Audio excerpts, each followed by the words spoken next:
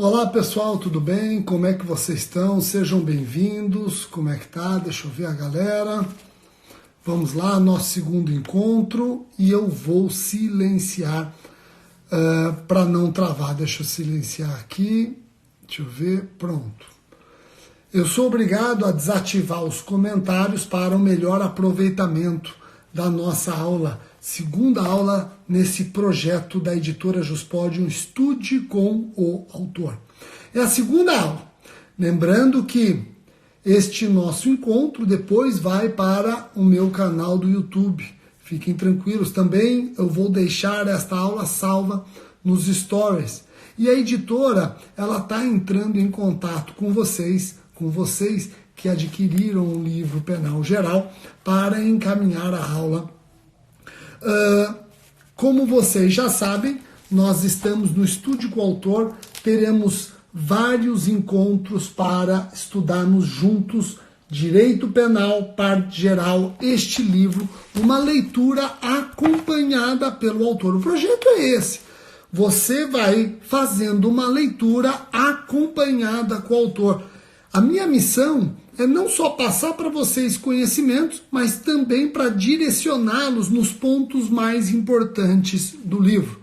Pensando em OAB, pensando em concursos públicos, sem ignorar você que está na faculdade e quer se preparar para as futuras provas. Bom, este nosso encontro é um encontro que eu quero fomentar a interação. Então, se você tiver alguma dúvida, não é porque eu desativei os comentários que você não vai poder solucioná-la. Durante a transmissão, tem uma equipe que está trabalhando e essa equipe está pronta para receber a sua dúvida.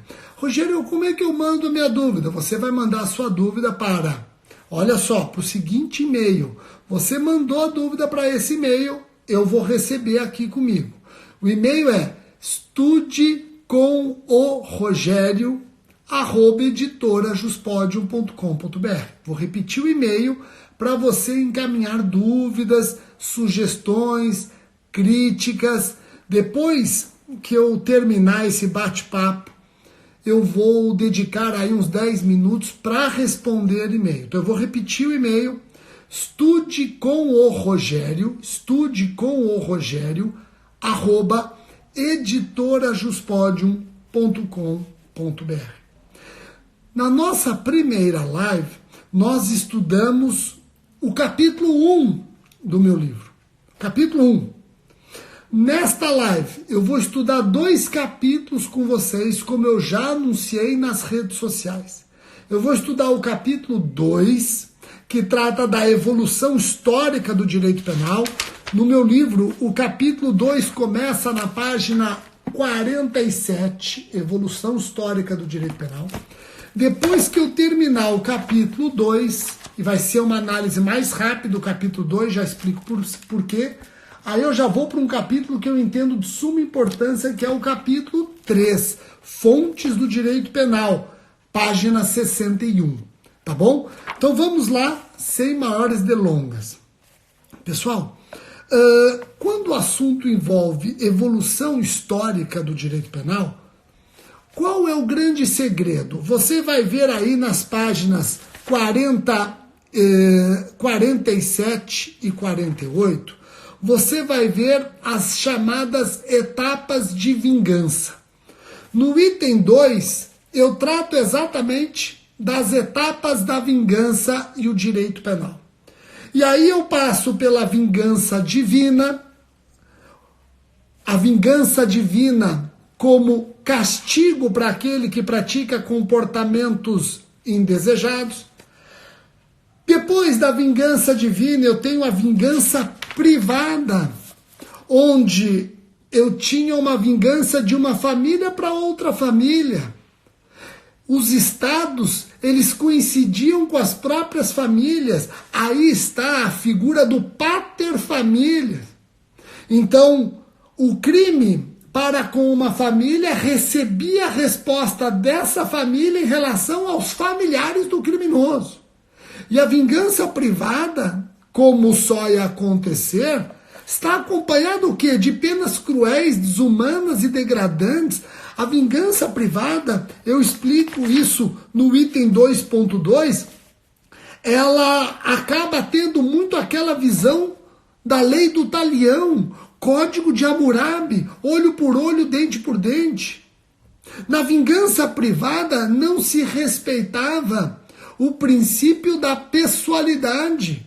Muitas vezes a pena ela era aplicada aos sucessores ou aos familiares do criminoso. Então a vingança privada trazia uma verdadeira anarquia na punição. Precisava de disciplina e essa disciplina vem com a vingança pública. Então, da vingança divina, passando para a vingança privada, vem a vingança pública. É o item 2.2, o item 2.3 da página 48.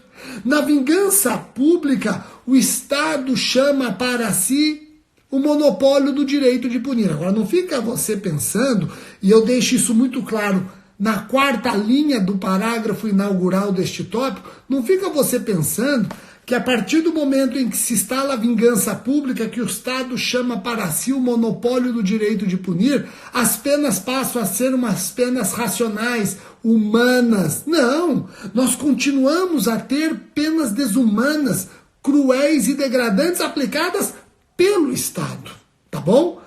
Então ainda não tínhamos, nesse começo do Estado punitivo, não tínhamos um conhecimento amplo da proporcionalidade na resposta estatal. Passando essa etapa, você, depois de compreender bem esta passagem da vingança divina pela vingança privada até a vingança pública, eu começo a estudar o direito penal em várias...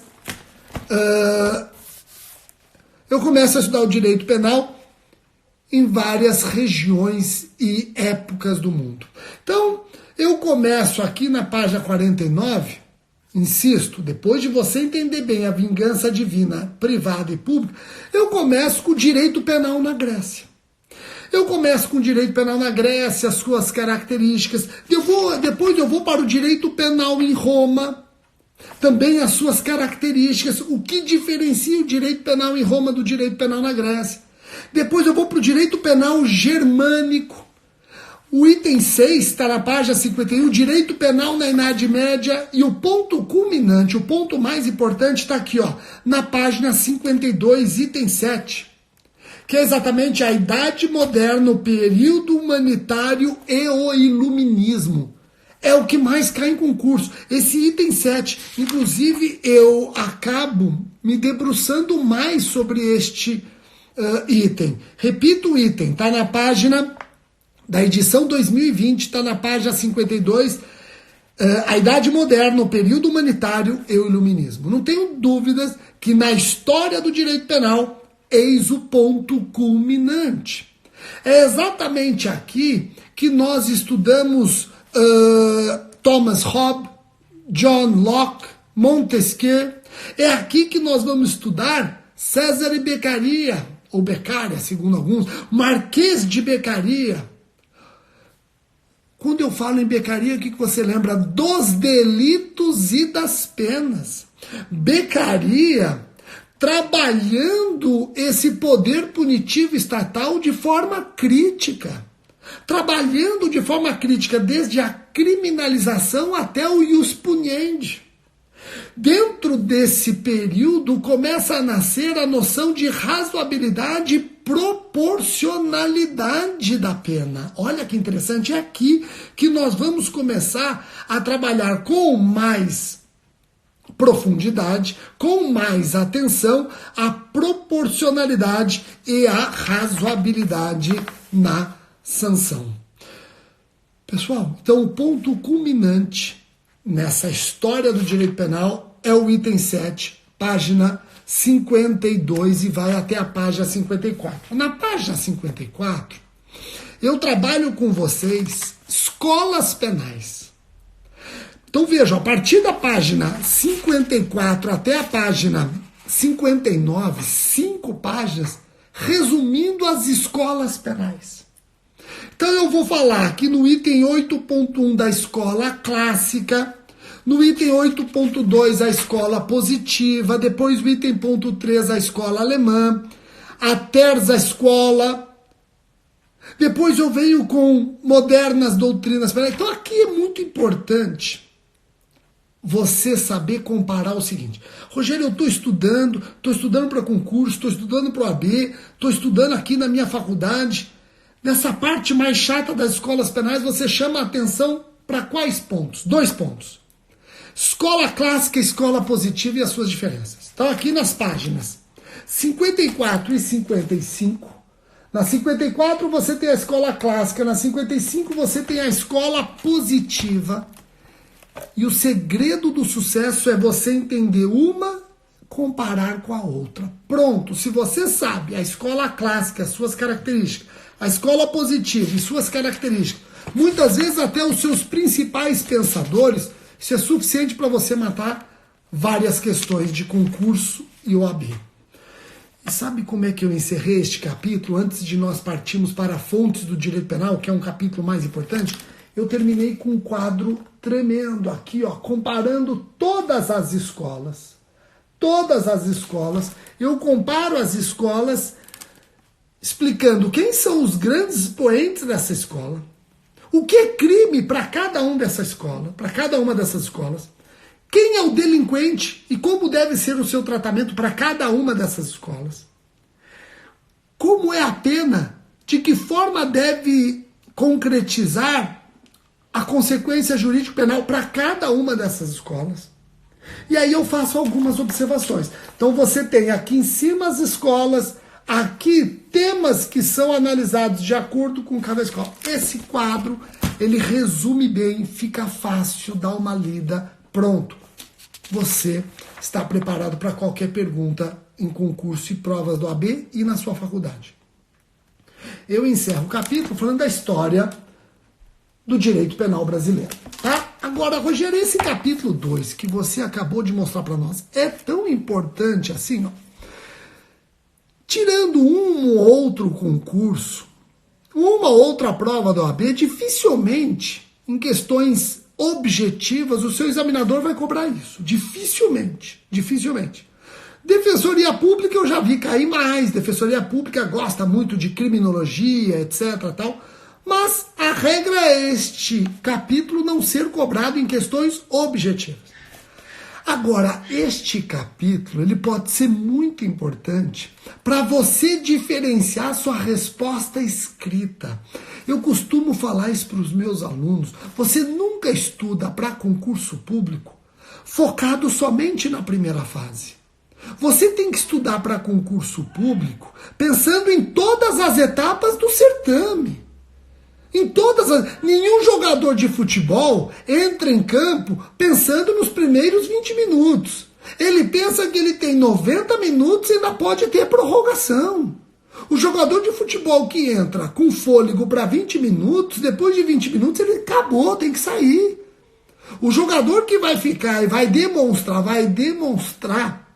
capacidade, vai se diferenciar em campo, é aquele que está pronto para enfrentar os 90 minutos, a prorrogação e a disputa de pênaltis. Este capítulo, insisto, ainda que ele não seja cobrado numa primeira fase, com mais frequência, ele pode ser um grande instrumento para você diferenciar a sua resposta escrita ou mesmo a sua resposta numa fase oral. Imagina só se o seu examinador cobra a aplicação da pena, como já aconteceu no MP de São Paulo. A dissertação foi a aplicação da pena. E você trata da vingança divina, passando pela vingança privada, vingança pública, desproporcionalidade da pena, proporcionalidade que começou a ser aprofundada com o iluminismo, César e Beccaria, dos delitos e das penas. Você coloca isso na sua resposta, a sua prova ela acaba se diferenciando, você se destaca. Tá ok? Tá jóia? Então entendam a utilidade do capítulo 2 que nós vimos agora. Eu vou direto para o capítulo 3. O capítulo 3, ele começa na página 61 e trata das fontes do direito penal. Pessoal, fontes do direito penal, para muitos, é um assunto chato. Pô, Rogério, fontes do direito penal é um assunto que eu pulo, viu? Eu não fico muito preocupado com fontes do direito penal. É o capítulo que eu passo batido. Não. É exatamente esse capítulo que a doutrina moderna tem se debruçado mais. Primeiro, eu acho importante eu alertar a introdução que eu faço. Essa introdução, ela tem uma razão. Ela serve para mostrar a importância das fontes do direito penal. Então, quando eu escrevo aqui, na introdução, o que se pretende com o estudo das fontes é para você reconhecer a importância do capítulo 3. Quando você estuda fontes do direito penal, você está estudando de onde vem a norma penal e como se revela a norma penal para o destinatário. Isso é muito importante. Onde se cria? Qual é a fábrica do direito penal? E como se revela? Qual é a fonte de revelação e de conhecimento? É isso que eu trabalho com vocês até a página 66. Das 61 a 66, eu passo a me debruçar sobre fontes do direito penal. Então preste atenção, olha só, tem um detalhe importante na edição de 2020, fruto de muitas perguntas. Todas as perguntas que vocês me fazem em rede social, não raras vezes eu copio essa pergunta, eu destaco essa pergunta, coloco no arquivo que eu tenho e falo, nossa, aqui eu tenho que aprofundar mais no livro. Aconteceu no ponto que eu vou comentar agora, ó. Nós reconhecemos duas fontes do direito penal, fonte material e fonte formal. Fonte material e fonte formal. Guardem isso, a fonte material é a fábrica, fonte formal é a fonte de revelação. É o caminhão, é o delivery do que foi fabricado aqui. Vamos parar um pouquinho na fonte material. Fonte material é a fonte de produção, onde se produz. Quem produz direito penal? A União. A fonte material, ela é representada pela União. A União, artigo 22, inciso 1 da nossa Constituição, da nossa Bíblia Política. Eu gosto muito de trabalhar sinônimos. No livro eu trabalho muito sinônimos também, tá? Para não ficar algo repetitivo, enfadonho e para você ter riqueza de expressões e vocabulário na prova. Vários sinônimos. Para não ficar uma prova que fica falando o tempo todo. Cita Constituição, Constituição, Constituição, Constituição. Não. Você pode falar Constituição, aí em outro parágrafo você pode falar Carta Maior, em outro parágrafo você pode falar Bíblia Política. Olha que interessante, a Bíblia Política do Estado, a Constituição Federal como sendo uma Bíblia Política do Estado. A fonte material prevista no artigo 22, inciso 1 da nossa Constituição é a União. O artigo 22, inciso 1 diz: a União produzirá direito penal. O detalhe é que o artigo 22, parágrafo único, anuncia que lei complementar pode autorizar os Estados-membros a produzirem também direito penal. Repito, desde que autorizados por lei complementar. Rogério, quer dizer que o Estado-membro pode criar crime, pode combinar pena? Essa autorização, ela tem limites? Que transferência é essa de matéria? Essa fábrica vai ter uma filial chamada Estado-membro. Essa filial vai poder produzir tudo? Não. Olha só, eu coloco o seguinte na página 61, eu faço até por meio de pergunta. Olha a pergunta que eu faço aqui, ó. Qual o alcance da expressão questões específicas no âmbito da competência penal delegada ao Estado? Porque o artigo 22, parágrafo único, diz que o Estado pode legislar penalmente sobre questões específicas. Repito, o artigo 22, parágrafo único, diz que o Estado pode legislar em matéria penal em questões específicas. Aí eu estou colocando a seguinte pergunta na página 61 do livro. Qual o alcance da expressão questões específicas no âmbito da competência penal delegada? Qual o alcance disso? Aí eu respondo. Temos doutrina lecionando abranger temas de interesse local, jamais temas fundamentais do direito penal. Então, essa delegação não está delegando temas principais de direito penal. O Estado não estaria autorizado a legislar sobre tipos incriminadores, causas extintivas da punibilidade, princípio da legalidade, questões específicas secundárias. Isso é importante. É um esclarecimento que eu faço na edição de 2020. Você que tem a edição anterior, anota aí. Anota, tá bom? Agora, eu chamo a atenção para a fonte formal. A fonte formal eu começo na página 61 e eu vou com fonte formal até a página 66. Fonte formal, de repente você estudou na faculdade o seguinte: a fonte formal, que é a fonte de revelação, é a fonte de conhecimento, ela vai revelar para nós o que foi produzido pela União. A fonte formal, ela se divide em imediata e mediata. Na sua faculdade, em muitos livros, e aqui desde a primeira edição, e eu já estou na 8ª, desde a primeira edição eu resolvi inovar. A doutrina tradicional, o seu professor da faculdade deve ter ensinado o seguinte, olha, nós só temos uma fonte formal e imediata, que é a lei. Talvez você tenha aprendido assim, talvez você tenha lido desse modo no seu manual tradicional. Nós temos uma só fonte imediata, fonte formal imediata, que é a lei. Aí nós temos duas fontes mediatas, princípios gerais de direito e costumes. Foi assim que você aprendeu? Pois é, eu aqui reputo que é uma das grandes revoluções do meu livro, está nessa parte. Por isso que eu me recuso a pular essa parte. É aqui que a doutrina moderna vem se debruçando e revolucionando. A doutrina moderna fala, não. Fonte formal imediata não é somente a lei. Eu tenho 6 fontes formais imediatas. 6. A lei, a Constituição, que também revela direito penal. Tratados internacionais de direitos humanos, que também revelam direito penal. Princípios gerais de direito, que revelam direito penal. Jurisprudência e atos do legislativo, do executivo, que complementam norma penal em branco. Então vejam, fontes formais imediatas não se resumem na lei. Eu tenho lei, Constituição, tratados internacionais de direitos humanos, jurisprudência, princípios e atos que complementam norma penal em branco. A lei é a única fonte formal imediata que pode criar crime, que pode combinar pena. Eu deixo isso muito claro na página 62. A lei, quando eu começo a explicar todas as fontes formais imediatas, eu deixo claro que a lei é a única incriminadora. A lei, em razão da reserva legal, a lei é a única que pode criar crime e combinar pena. Mas não é a única fonte formal imediata. A Constituição revela direito penal, ainda que ela não crie crime, ainda que ela não comine pena. Abre no artigo 5º, inciso romano 42, da nossa Constituição. Abre lá.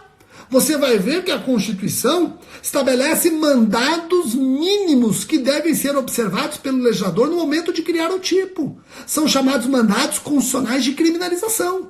A Constituição não cria crime, a Constituição não comina pena, mas a Constituição estabelece patamares mínimos que devem ser observados pelo legislador ordinário. A Constituição diz no artigo 5º, inciso 42, legislador, quando você for criar o crime de racismo, e o legislador já o fez na Lei 7.716, não esqueça que o racismo tem que ser punido com reclusão. Não esqueça que o racismo tem que ser imprescritível e inafiançável. Isso é revelar direito penal. Isso é estabelecer patamar que deve ser observado pelo legislador. E como é que eu não vou reconhecer a Constituição como fonte formal imediata? Eu tenho nos tratados internacionais também predicados de revelação de direito penal. Eu tenho os mandados internacionais de criminalização. Toma como exemplo a Convenção de Palermo. A Convenção de Palermo, ela traz mandados de criminalização. Na hora do Brasil criminalizar a organização criminosa, ele ficou de olho na Convenção de Palermo. Seguiu a Convenção de Palermo. A Convenção de Palermo revela direito penal. Não direito penal incriminador para o nosso direito interno, mas revela direito penal. Se revela direito penal, é fonte formal imediata. Então, vamos esquecer essa história de que a lei é a única fonte formal imediata, que não é. É a única fonte formal imediata incriminadora. Aí tudo bem, eu concordo. Mas não é a única fonte de revelação. É a única fonte de revelação que cria crime e combina pena. Mas eu tenho outras fontes de revelação que não podem ser ignoradas. E é exatamente isso que eu coloco no meu livro. E eu termino, inclusive, com um quadro aqui, ó, comparando para você perceber a revolução que nós temos na fonte formal imediata. Rogério, eu quero um pouquinho. Então, para você, o que sobra como fonte formal imediata? Sabe o que, para mim, aparece como fonte formal imediata? A doutrina. A doutrina é a fonte formal imediata. Rogério, e os costumes? Você não falou dos costumes nem na fonte formal imediata, nem na fonte formal imediata. E os costumes, para você, configuram o quê? Fontes informais de direito penal. Fontes informais de direito penal. Olha que interessante. Então, os costumes, eles estão nas fontes informais de direito penal. E, Rogério, é possível costume no direito penal? Pessoal, eu destaco um capítulo específico de fonte informal do direito penal, costumes. Dá uma olhada. É o item 4. O item 4, página 64. Eu destaco um capítulo específico para esta fonte informal do direito penal, chamada costume. Um capítulo específico. Está no capítulo 4, está no item 4 e vai até a página 66. Por que eu me debrucei sobre os costumes? Porque eu respondi, para que servem os costumes no direito penal? Eu já começo alertando que os costumes têm serventia. Os costumes interpretativos. O costume que serve para aclarar uma palavra, uma expressão, um texto. O costume secundum legem. Eu dou até exemplo. Qual é o exemplo que eu dou aqui no meu livro? Eu dou exemplo do furto majorado pelo repouso noturno. Repouso noturno é decifrado pelo costume. Olha o costume interpretativo. Mas claro que eu avanço. Eu vou fazendo, através de perguntas, eu vou fazendo outras colocações. Eu começo a perguntar, mas espera um pouquinho. Costumes, eles revogam infração penal? Será que costumes podem criar infração penal? Não. Mas eles revogam infração penal? Então eu faço duas perguntas importantes. Costumes criam direito penal? E será que eles podem revogar direito penal? Eu já sei que os costumes têm uma serventia importante na interpretação da lei. Mas será que eu posso ir além? Costumes criam infração penal? Pode um costume criar crime e combinar pena? Claro que não, viola a reserva legal. Mas será que costume pode revogar infração penal? Aí nós temos três correntes e prevalece que não. Prevalece que só uma lei revoga outra lei, não existe costume abolicionista. Eu cito, inclusive, súmulas do STJ que deixam claro que não existe no nosso país costume abolicionista. Tá bom? Então são esses os dois capítulos que eu reservei para estudar com vocês hoje. Semana que vem nós temos mais 2 encontros, semana que vem, onde eu vou estudar o capítulo 4, interpretação da lei penal. Aqui nós vamos estudar interpretação extensiva, a diferença de interpretação extensiva com interpretação analógica e a diferença de interpretação analógica com analogia. E eu vou deixar para o segundo encontro da semana que vem. O nosso segundo encontro vai ser para trabalhar, deixa eu ver aqui, ó. O segundo encontro da semana que vem vai ser para trabalhar princípios gerais do direito penal. Então são 2 dias semana que vem, um para estudar a interpretação da lei penal, interpretação extensiva, analógica e analogia, diferenciar esses institutos, e depois o próximo vai ser o segundo, terceiro, quarto encontro. Então teremos o terceiro e o quarto encontro semana que vem. O quarto encontro será dedicado aos princípios gerais do direito penal, tá bom? Eu tenho aqui algumas perguntas que já chegaram, eu vou responder. Rogério, como seria essa delegação? Pode uma conduta ser típica em um estado, em outro não? A pergunta é da Natália Cunha. Veja, Natália, foi o que eu escrevi e li para vocês. Para não acontecer isso, é que a doutrina tem cada vez mais se inclinado que essa delegação deve se limitar a questões periféricas, secundárias. Não pode abranger o direito penal incriminador ao ponto de permitir ao Estado de criar crime e combinar pena. Tá bom? O Luan Soares. Rogério, precedentes vinculantes são fontes do direito penal? Luan, olha, quando eu falo que a jurisprudência passa a ser fonte formal imediata, essa doutrina ganha força com a emenda constitucional 45, porque hoje nós temos jurisprudência vinculante e súmula vinculante. Então, temos hoje decisões de tribunais superiores que vinculam. Como é que eu vou negar o caráter de fonte imediata, como você bem percebeu? Tá ok?